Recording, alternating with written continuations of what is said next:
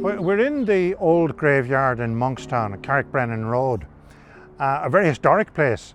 Reputedly, this was the site of an early monastery when the monks, fleeing the Vikings from the island of Inishpatrick off the north coast of Dublin, crossed Dublin Bay, landed at the little estuary at the bottom of the Monkstown stream, and proceeded up to this point where they established a monastery in the year 798. Since then, Monkstown has been associated with monks, obviously. Now, the building behind me has nothing to do with the early monastery. When a church was established in this area, and it existed and it was in use until the church was built down at the Ring in Monkstown in 1789. So it was a parish church for the community. In the 19th century, interestingly, the church building was repurposed as a night watchman's hut to guard against grave robbers. It was commonplace to rob not just bodies, but also to rob valuables from the grave. The night watchman was located here to prevent this happening in Carrickbrennan.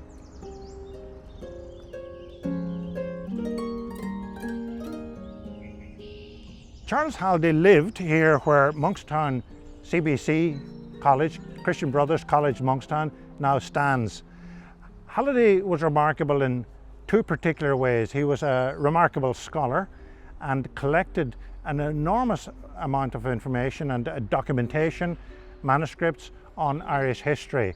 When he died in 1866, his library was donated to the Royal Irish Academy. So large was it that it was only finally catalogued in 2011.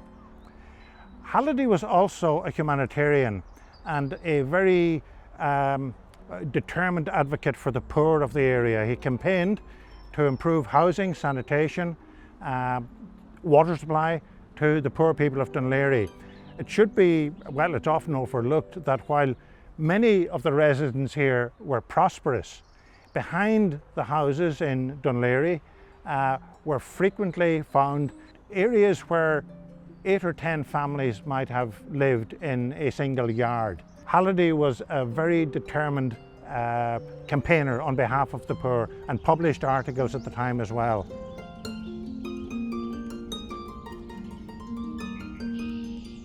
An old graveyard can tell a great deal about the history of a community, and in a maritime community like Monkstown, some of the stories are particularly tragic. Buried in this graveyard are many of those who were drowned in a shocking tragedy in 1807. In November 1807, two ships, troop ships, left Dublin to sail to the war. They both perished in a dreadful storm. One ship was wrecked on the point at Sea Point and another at Blackrock, with a total loss of 400 lives. The Prince of Wales and the Rochdale are engraved in the memory of people of this area.